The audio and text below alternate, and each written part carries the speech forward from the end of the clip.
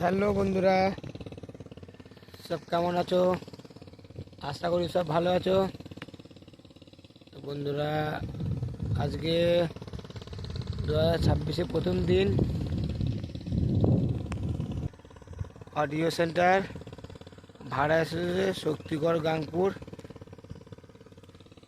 চলো বন্ধুরা, আজকে কম্পিটিশন আছে ফিস্ট উপলক্ষে ভাড়া। তো কেউ যদি দেখতে চাও তো চলে আসবে শক্তিগড় গাংপুরে। চলো বন্ধুরা, অডিও সেন্টার রোস্ট করছে, দেখা চলো।